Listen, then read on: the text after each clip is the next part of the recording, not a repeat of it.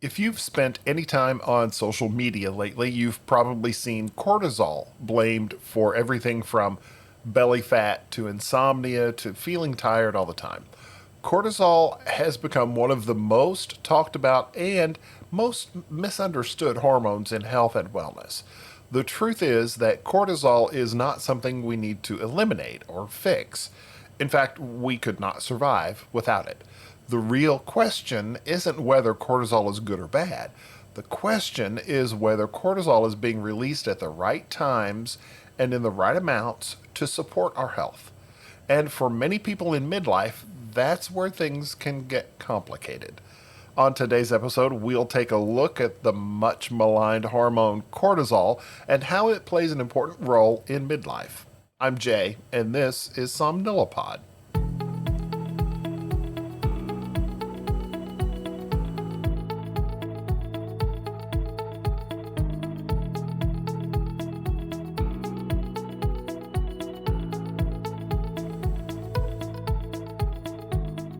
Hello, everybody. Welcome back. I am so glad that you decided to join me today as we move through our 40s and 50s and early 60s. Life often becomes more demanding rather than less. Careers reach peak responsibility. Parents may require caregiving. Financial pressure increases, children launching into adulthood. At the same time, our bodies are changing. Sleep may become less predictable, recovery takes longer, and many people notice that they don't handle stress quite the same way they did 20 years ago. All of these factors can influence how our stress response system functions. And at the center of that system is the hormone cortisol. Now, cortisol is a hormone produced by the adrenal glands, and they sit on top of the kidneys. And while it's commonly known as the stress hormone, cortisol actually plays a much broader role in human health.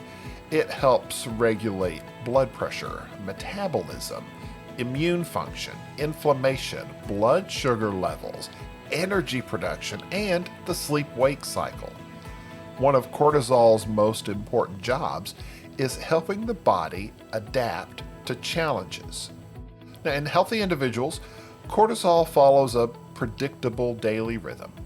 Levels begin rising before we wake up and typically peak within the first hour after awakening. This phenomenon, known as the cortisol awakening response, helps prepare us for the demands of the day.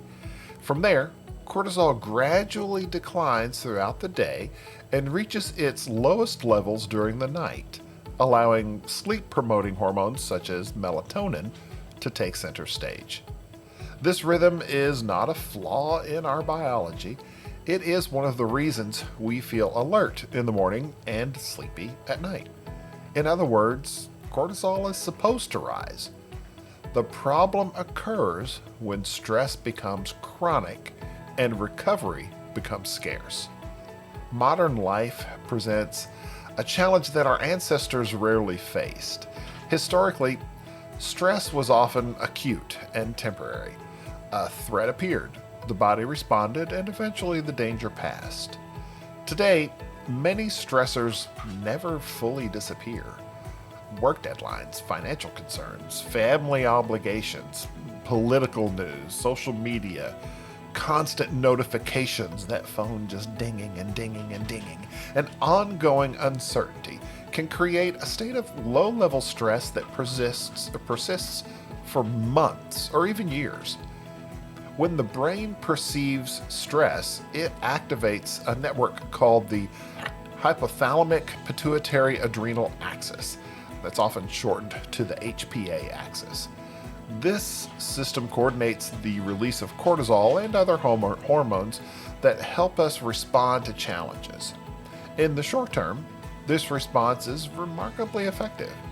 Cortisol helps mobilize energy, sharpen attention, and support survival. But when stress becomes chronic, the body may spend too much time preparing for challenges and not enough time recovering from them. This is one reason many midlife adults describe feeling tired but wired. physically exhausted, mentally overstimulated, ready for bed but unable to settle down. And while cortisol is rarely the sole cause of these symptoms, research suggests that chronic stress and poor sleep can disrupt the normal HPA axis regulation and contribute to difficulties with sleep, mood, metabolism, and overall well being. Sleep and cortisol have a particularly close relationship. Healthy sleep maintains normal cortisol rhythms. At the same time, cortisol helps regulate normal sleep-wake timing. When stress, insomnia, sleep apnea, shift work, or inconsistent sleep schedules interfere with sleep quality, the body's stress response systems may also become affected. This can create a frustrating cycle. Poor sleep increases stress, stress makes sleep more difficult, and the cycle just repeats itself night after night. Many people also notice changes in weight during midlife. Cortisol is often blamed directly for abdominal weight gain, but the reality is more complex. Chronic stress may influence appetite, food choices, insulin sensitivity, and eating behaviors.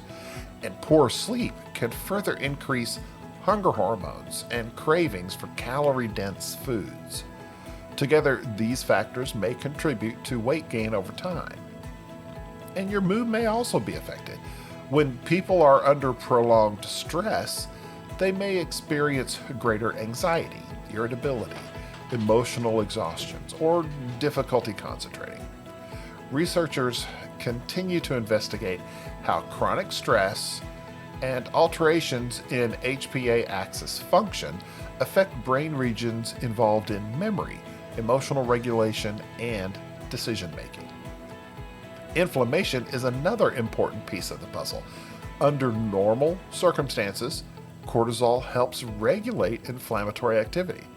However, long-term stress and chronic sleep disruption are associated with changes in immune function and inflammatory signaling. Researchers believe these changes may contribute to some of the health challenges that become more common as we age, including cardiovascular disease, metabolic disorders, and mood-related conditions. There is good news, however, and it's that supporting healthy cortisol patterns does not usually require expensive supplements or complicated biohacks. The foundations remain surprisingly simple. Consistent sleep schedules help reinforce healthy circadian rhythms.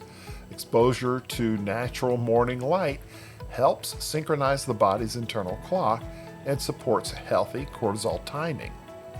Regular physical activity improves your stress resilience and overall health. And we all know my feelings on regular physical activity.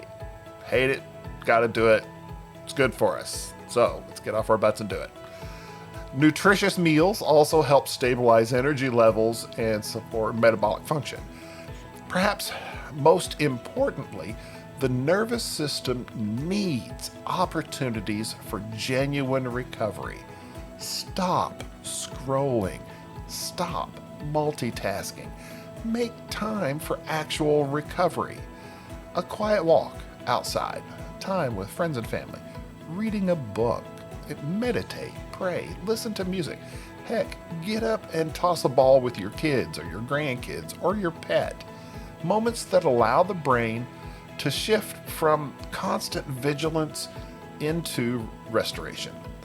These activities may seem simple, but their effects on stress physiology can be profound.